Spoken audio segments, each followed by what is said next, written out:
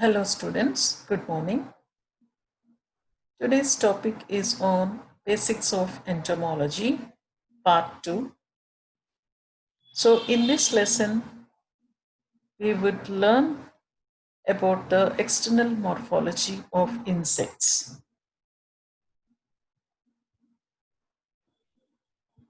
Insect morphology. What is insect morphology? The insects, they have appeared about 350 to 400 million years ago, before the existence of dinosaurs and man. They have their prominence in their number on this earth because of their dominant characteristic features, which I have discussed with you. These insects are very much important for our ecosystem resources. And insects are very much useful. There are economical insects, harmful insects, the insects of medical importance, insects of research importance, insects of agricultural importance, the vectors, insects acts as a vectors, insects acting as a food, so on and so forth. So as an entomologist, we need to know about the morphology inside, morphology outside, as well as anatomical features inside. So insects possess segmental bodies, as you all know, because insects belong to arthropoda. Arthropoda is the segmented bodies, which meaning is a segmented organisms. So insects belong to arthropoda, class Hexapoda or Insecta, which is a huge class among the arthropods. And these insects with segmented bodies are supported by the hard cuticle-like structure which is present as an exoskeleton, which forms as a covering of the insect's body jointed to the segmented bodies. So the segments of the body are organized into three distinctive but interconnected units as head, thorax, and an abdomen. So when you look at the characteristic features of an insect, as we know, the body is divided into head, thorax, and abdomen. The head consists of antennae, compound eyes, mouth parts. Thorax is the middle region, which consists of 3 pairs of legs and 2 pairs of wings, or 1 pair of wings.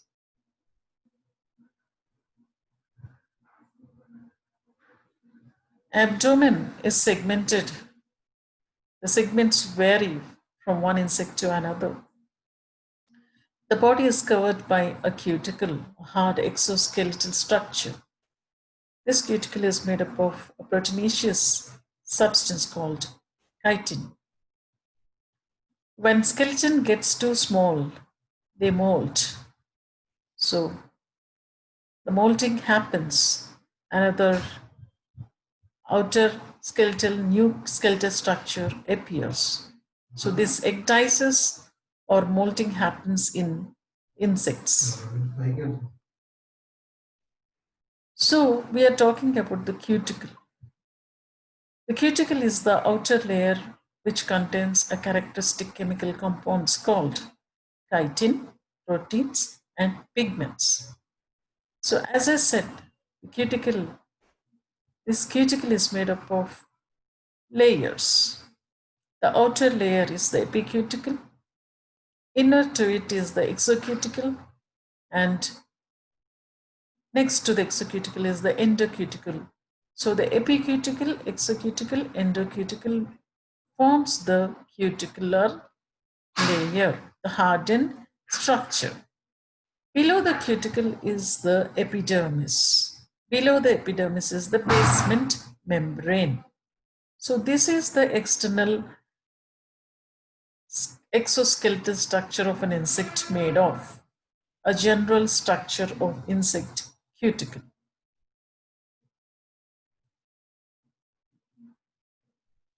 So just now I've mentioned about molting. The process of shedding or casting off the old exoskeletal structure, that is cuticle, of an insect is known as molting. What is it? Molting.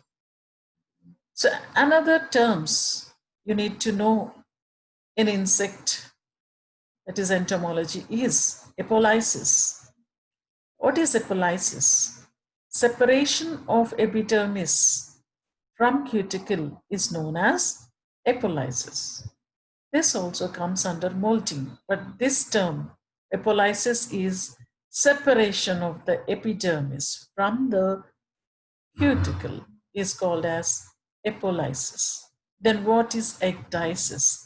Shedding of the old cuticle is called as ecdysis. So when the old cuticle is shed off, a new cuticle is formed. So this is an ecdysis, shedding of the old cuticle. Sclerotization. Sclerotization is a process of thickening which involves the development of crosslinks between protein chains, is also known as sclerotization, which happens in the cuticle. So these are all the terms are associated with the molting. And the hormone which is responsible for molting is the molting hormone, or the ecdysone hormone, or ecdysone. So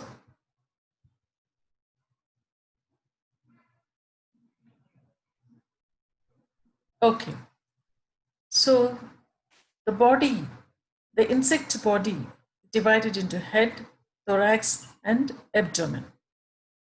So let me tell about, before head. So I'll tell about the, head.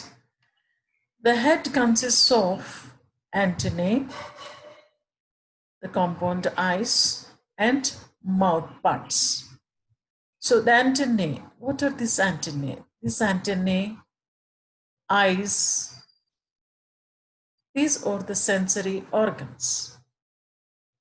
So the antennae are also known as feelers, because with the help of this antennae, the insect is able to detect the food and they feel. So that is why they're called as feelers. Other than the feelers, they have other different functions. I'll tell you in detail. So the eyes are meant for vision. The eyes are the form of compound eyes. The compound eyes are made up of ommatidia, aggregation of cells, cell-like structures called as ommatidia. So this ommatidia helps in mosaic vision in insects. Mouth parts. So mouth parts also I will discuss about different kinds of mouth parts, and I will discuss about different kinds of antennae also in the later slides. So mouth parts, based on the mouth parts, and there are different types of mechanisms of food habits involved in insects. And likewise, there are different types of antennae which are present in various forms of insects for various purposes. So we'll see that in detail. So next body part is the thorax. After the thorax is the abdominal portion. So, what are the terminologies related to thorax?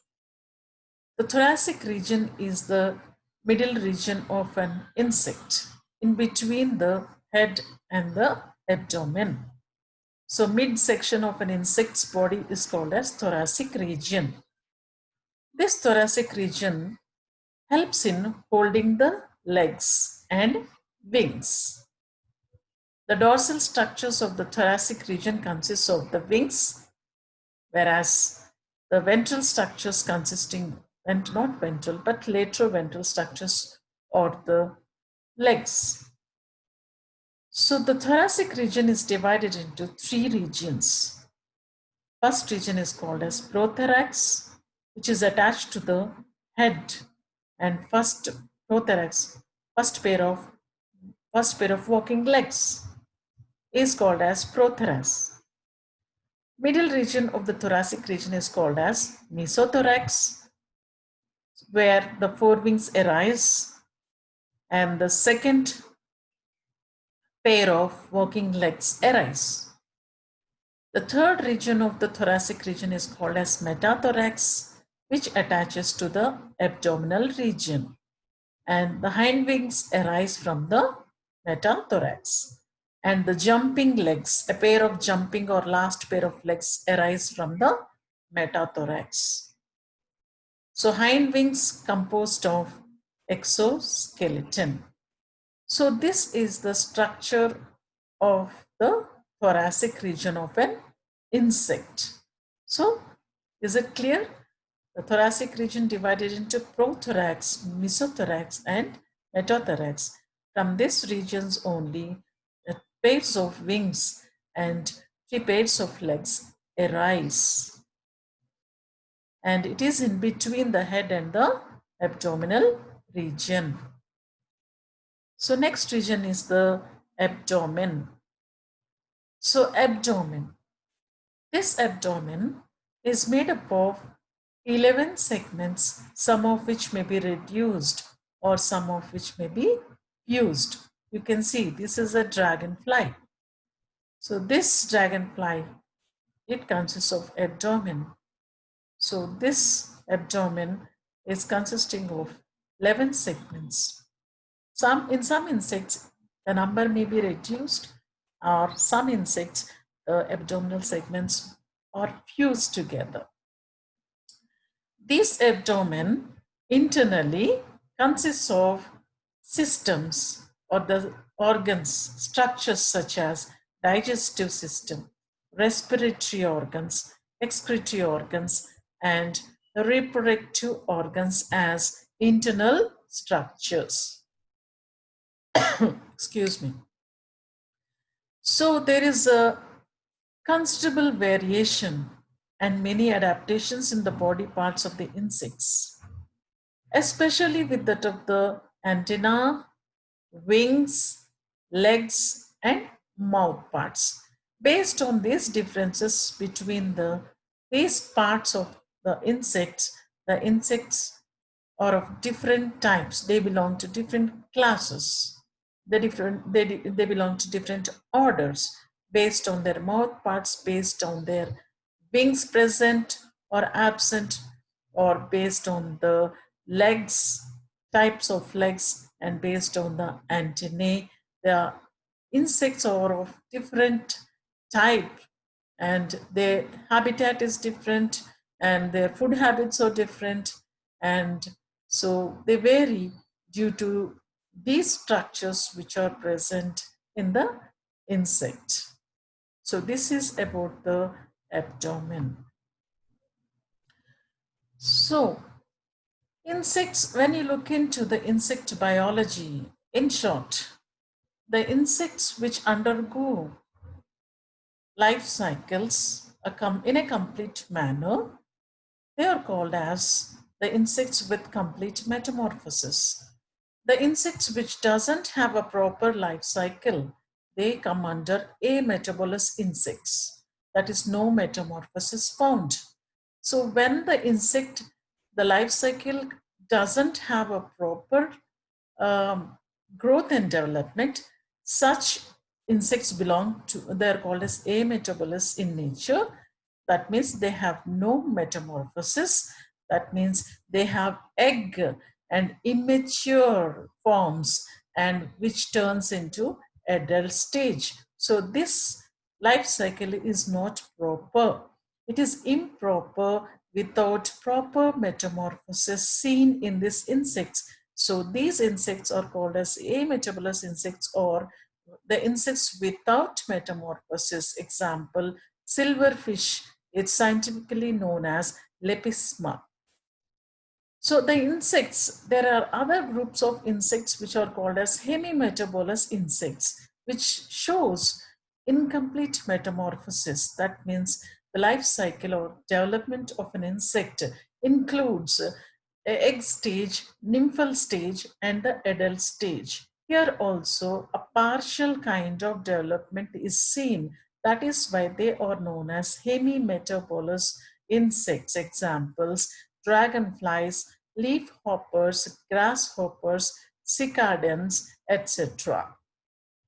And majority of the insects belong to holometabolous insects.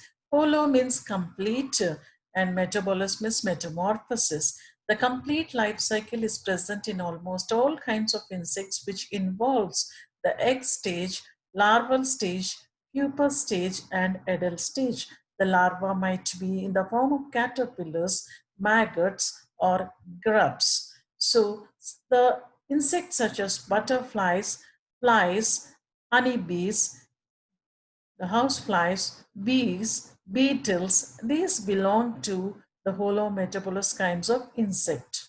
This is, in short, about the insect biology. So when you look at the incomplete metamorphosis, an example, you can see the egg stage, and these are the immature stages, and this is the adult stage, which is called as this is an immature stage, which is here called as nymphal stage, and this is the late nymphal stage and turns into adult stage. That means the egg stage is present, nymph stages is present, adult is still present.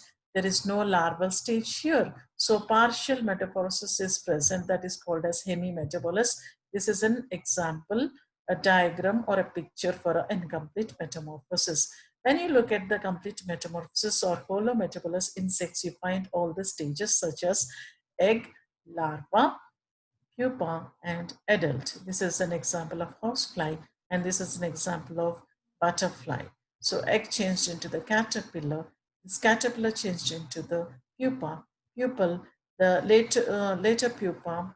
So ultimately it changed into the adult. So this larval stage is called as chrysalis. Pupal stage is the chrysalis in the case of butterfly. So this is a complete metamorphosis seen in butterfly, housefly. So incomplete is present in cicadans. Okay, now let's discuss about the external morphology of the insect. So we have differentiated between the three regions: head, thorax, and abdominal region. Now let's again come to the head region. So insect head. So how is the insect head? You have seen many of the insects, and when I have shown you the figures also, you have observed that insect head is a hard and highly sclerotized structure, which is compact, which is tightly built in structure. So it is the first part of the insect's body, that is the foremost part in the insect body, with 6 segments. These 6 segments are not visible with the naked eye because they are fused to form a head capsule. Got it? So the head is mainly made up of 6 segments, but these 6 segments are fused. This head is in the form of an head capsule. So the head is connected to the thorax by a flexible neck or cervix. This cervix is strengthened by small sclerites called as cervical sclerites. So sclerotization is present. So, got it? So sclerotization is present in the head region. The head segments can be divided into two regions. The first region is called as procephalon, and the mouth region is called as gnathocephalon. So based on the positions of the head, it is divided into three types of head in insects. So all the insects, they have either prognathous head, hypognathous head, or opistognathous head. You find prognathous heads in certain kinds of weevils, and hypognathous head is present in locusts, grasshoppers, and opistognathous heads are present in mostly aphids. So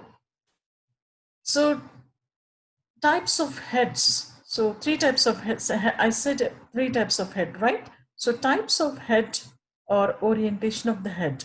How the heads are defined here. The heads are defined on the orientation, with the respect to the body. So you can see, look this. So what is the orientation of the head to this body? The head is extended longitudinal. The head is longitudinal with the body axis, and the head is pointed forward. In hypognathus, how is the head in hypognathus? The body is perpendicular to longitudinal body axis. This is longitudinal body axis. This is perpendicular. The head is arranged perpendicular to the longitudinal body axis. Apistognathus. This is also similar to the prognathus, but the head is bent underneath the thorax. Here, underneath the thorax, the head is bent and it is backwards. It is not protruded like this prognathus. It is pointed backwards. Got it? So, based on the orientation of the head with respect to the resting of the body, these three types of head are differentiated. So according to the position or projection of the mouth parts, the heads are defined as hypognathous. Hypo. What is hypo? Below the head, which is present below the jaw.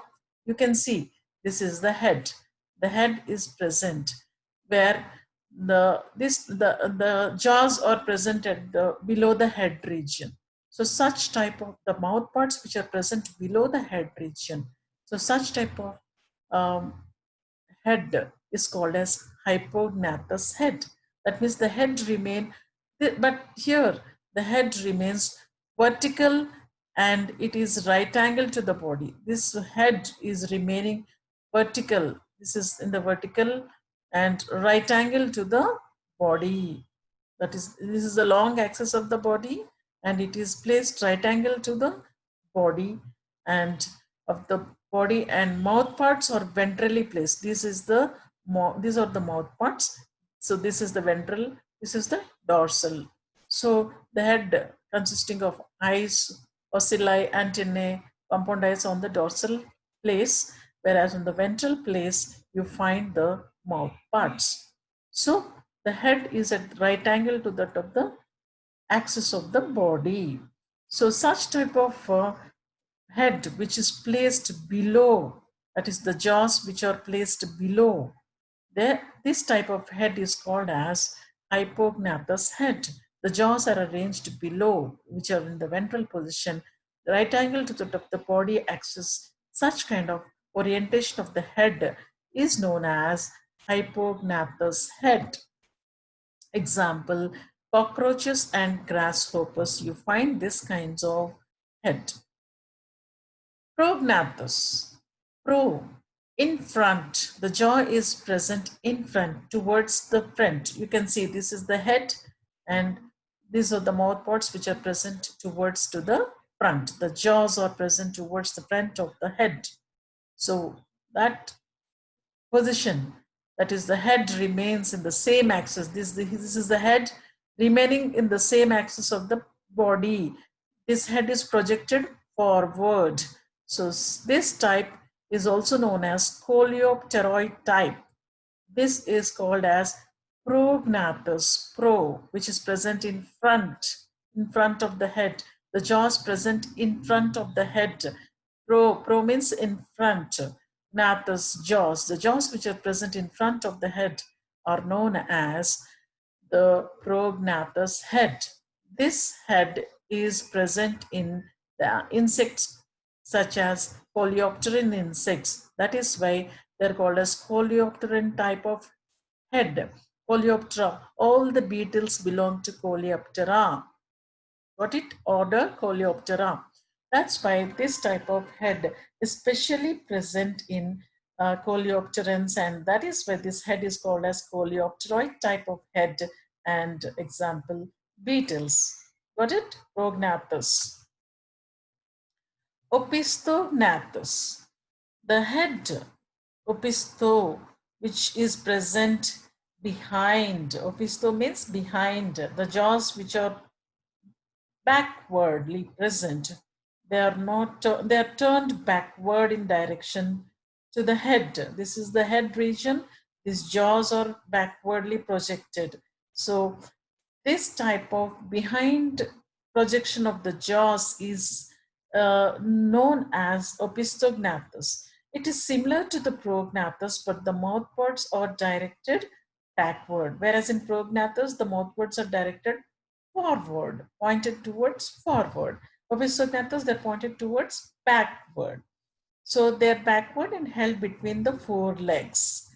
This is also known as hemipteroid or opisthorhynchus type because hemiptera, the bugs belongs to hemiptera. So opisthorhynchus, this is the type, and opisthorhynchus.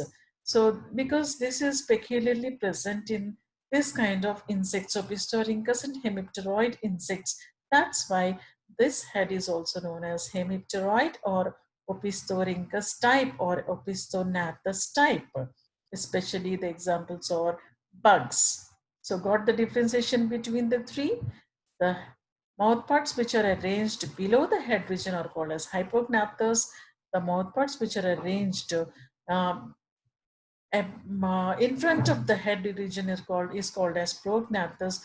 The mouthparts are arranged backward to the head region or known as, that is behind the head region, is known as opistognathus. So these are the three different types of heads which are found in all the insects. That means all the insects have either of this head, the head type. So these three types of heads are present in almost all the insects. That means all the insects doesn't have three types. So each of the insect may belong to this one type of the heads. Okay. Okay. So the types of sense organs. So insects have sense organs. So what are the types of sense organs in insect?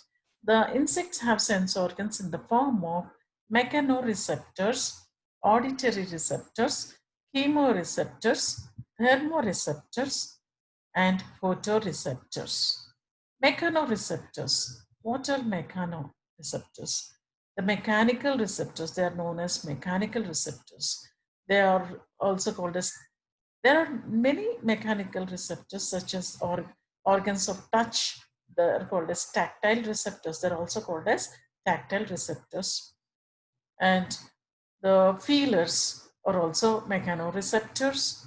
The auditory receptors, they are the organs of hearing, are called as auditory receptors. Chemoreceptors, they receive the chemical signals. They are called as chemical receptors or chemoreceptors.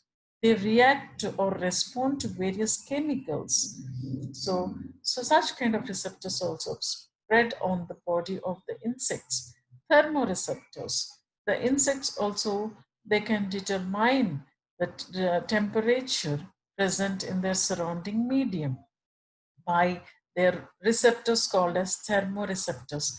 They even have baroreceptors, that is, the pressure is also detected by certain kinds of receptors. The photoreceptors, the receptors receive the sense of light. Perceivance of the light is especially by photoreceptors. tactile receptors, sense of touch.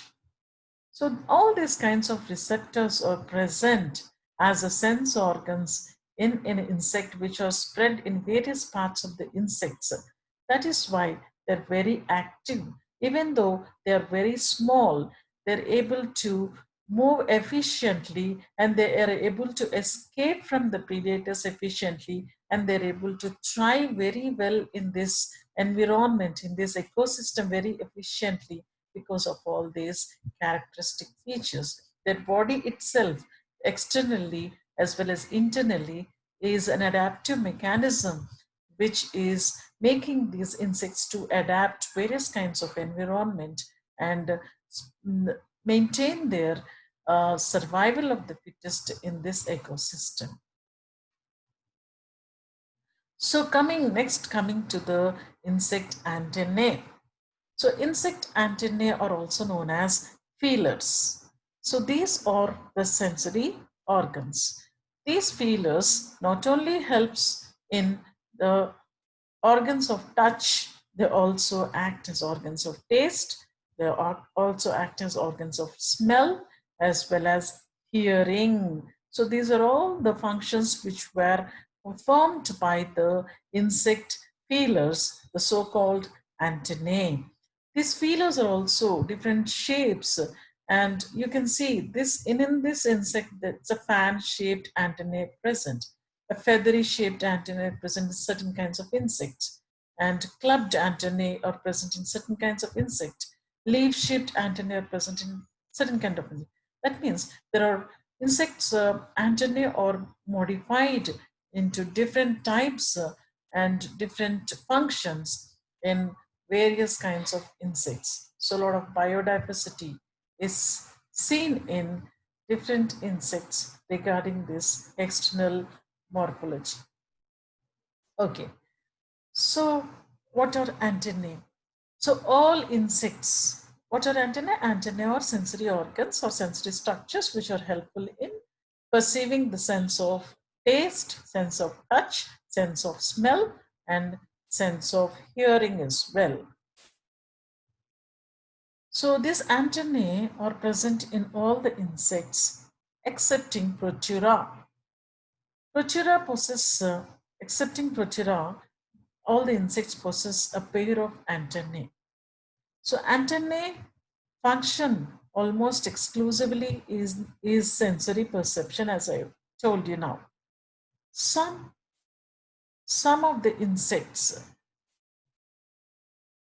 the antennae also serves in motion, orientation, giving order, perceiving sound, detection of humidity, and also the chemical cues also can be observed, which means that these sense organs are acting as baroreceptors, that is the auditory receptors, the chemoreceptors, and gustatory receptors, tactile receptors, and sensory receptors. These are all various functions, that is, diverse functions are present for an antennae. But the basic function is the sense of touch and sense of feeling. So, but in certain kinds of insect, you find the extra features, that is, these are different functions which you find in different insects. So these antennae vary greatly among insects, but all follow a basic plan. You can see the typical structure of antenna. So when you look at the structure of this antenna, so this is called as, this is where the antenna is emerging. So this is the base, the structure is called as antennal socket, where the antenna emerges out. And there is a sclerite which is holding the socket and the segments of the antenna. This is called as an antennal sclerite. So, and this in between, there is a suture which is binding the sclerite, the socket, and the segment of the antenna is called as antennal suture. And there is another structure which is called as antennae fur. So now this first and second segments of the antennae are called as scape and pedicel. Scape is the large segment, and the second segment is called as pedicel. And the remaining antennal segments are called as flagellomeres. And these flagellomeres put together jointly called as the flagellum. Got it? So this is the typical structure of antennae. Okay, now let's see the modifications of antennae. So there are different modifications in antennae. So these are Aristate antennae. So Aristate antennae, look at the picture.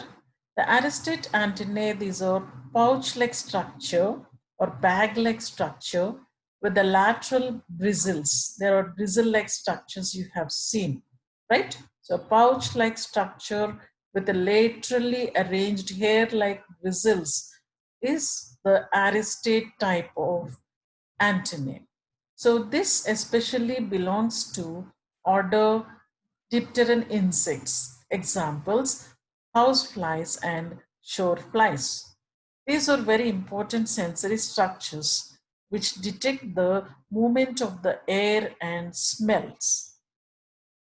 This kind of antennae helps in detecting the movement of the air and the smell, right?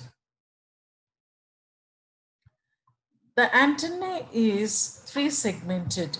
You can see 1, 2, 3 segments with the branched arista. These are called as arista, projecting dorsally from the third segment. Yeah, sorry, this is an arista.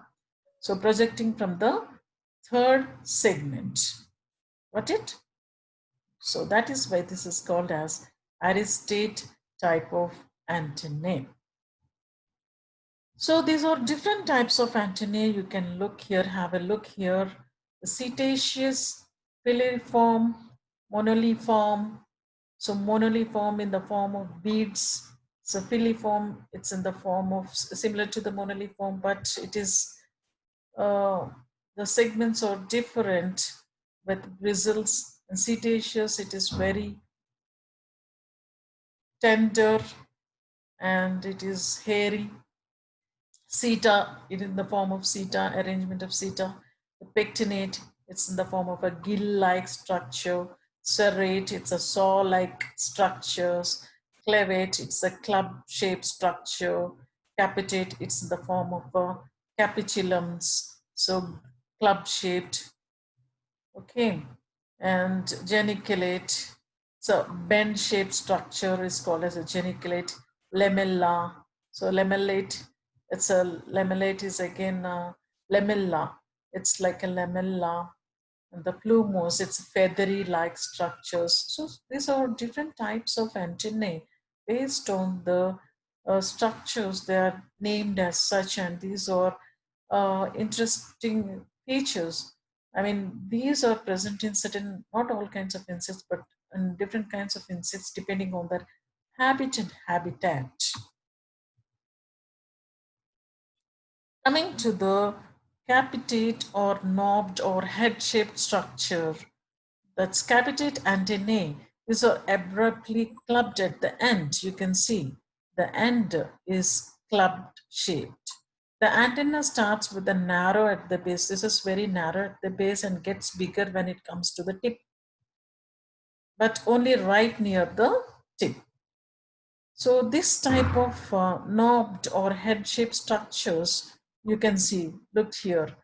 This knob or head-shaped structure at the tip of the antennae is observed in certain kinds of insects like lepidopterans and coleopterans. Lepidopterans, especially butterflies and moths, belong to lepidopterans. So all butterflies and moths, they have this type of antennae, and even the beetles, especially the sap beetles of coleopterans, they have this capitate kind of the antennae. Another type of antennae are clavate or club-shaped antennae.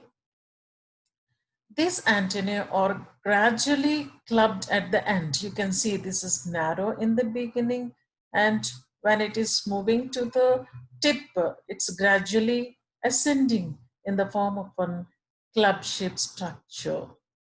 So technically, the capitated antennae of butterflies are also clavate because they are also clubbed, right? Here, in the previous slide which you have seen, they are also clubbed, technically well speaking, but they are special kind of club and get their own name. And that's why they are called as capitate or clavate. They are capitate clavate antenna. So this is clavate antenna or club-shaped antenna. Whereas here, the capitate, or they are also called as capitate clavate antenna. These type of clavate antenna are present in the coleopterans. So example, carrion beetles. This is the carrion beetle. You find this kind of clavate antennae. Filiform or thread-like antennae. The filiform, this antennae are thread-like shape. You can see it's a narrow thread-like shape. All segments of this antennae are of same size. There is no club shape here. Almost all of them are same size. There is no descending or ascending shape. The thickness is almost one and the same. No prominent constrictions at the joints. So you can see this is a coleopteran insect, beetle. So this filiform, you can see long thread-like structures, antennae, very long, right? So these are found in cockroaches, order Blattodea, grasshoppers belongs to order Orthoptera, and beetles belong to order Coleoptera. So what is this beetle? Round and long-horned beetle. This is called as long-horned beetle. What are these antennae known as? Thread-like or filiform or thread-like antennae. Geniculate or elbow-like antennae. Geniculate antennae, you can see they're hinged here. Hinged. There is a hinge in between these two segments. These segments. There's a bent like an elbow here in between the segments. This bent or hinge is present, which is like elbow. It's known as geniculate or elbow-like. So you can see the bent. Have you seen here? Yeah, bent like antennae present in these insects.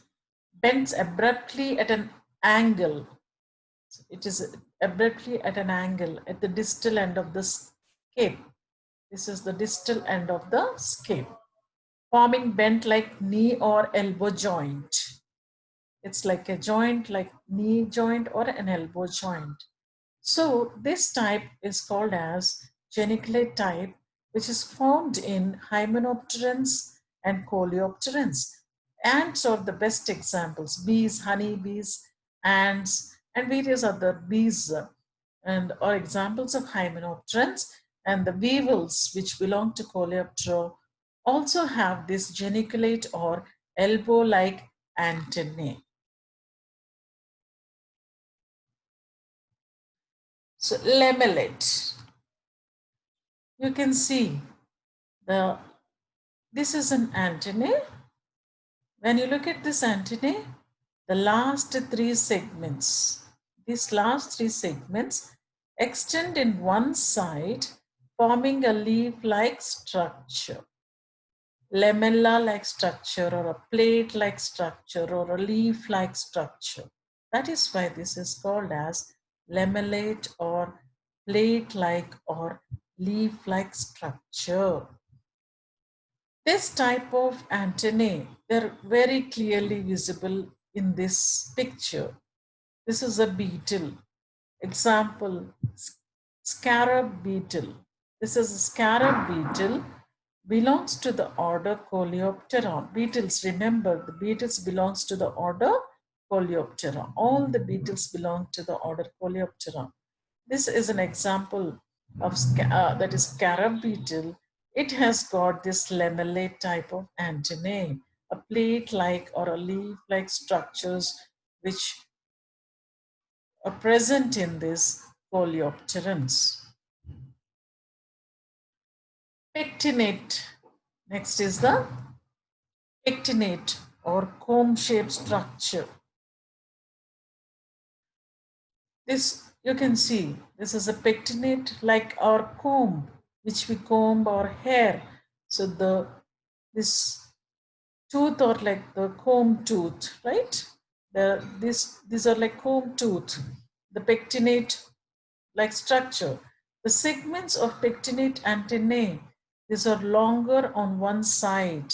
They're longer on the one side, giving each antennae a comb-like appearance. The term pectinate derives from the Latin word pectin, which means comb. Got it? So that is why this is called as comb antennae or pectinate antennae. So this type of antennae is present in coleopterans, especially fire-colored beetles,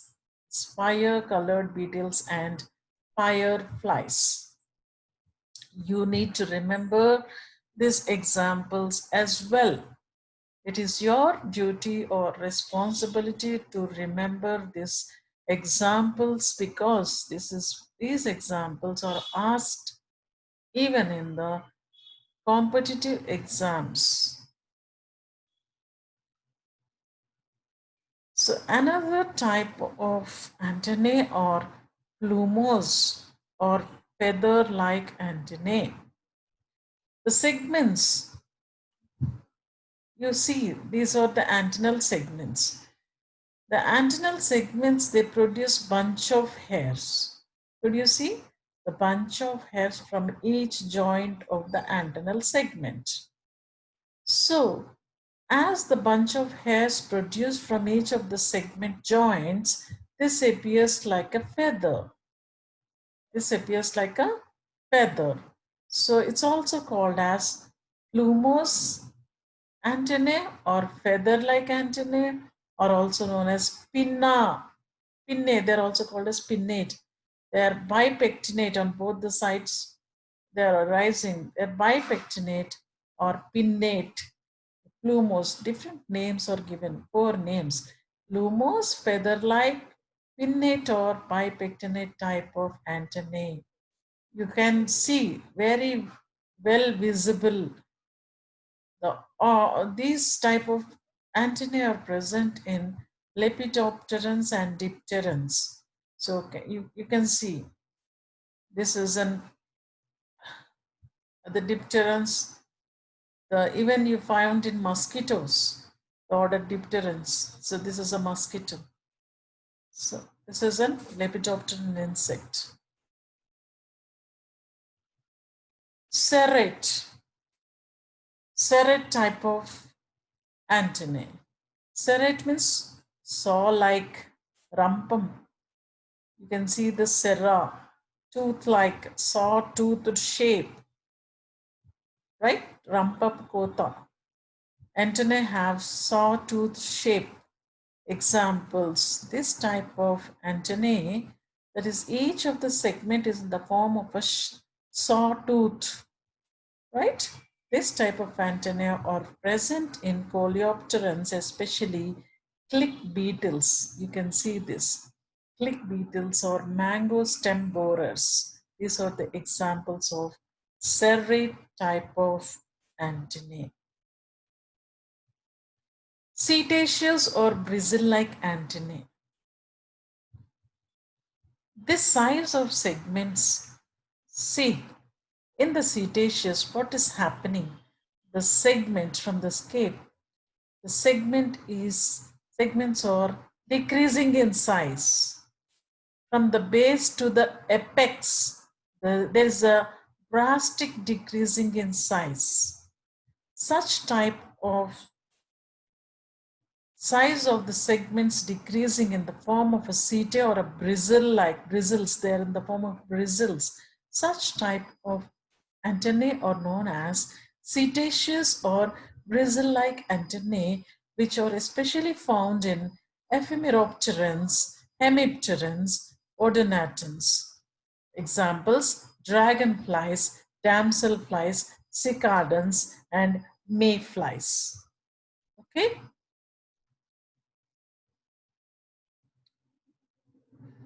So, these are the different types of antennae found on the head region of various insects.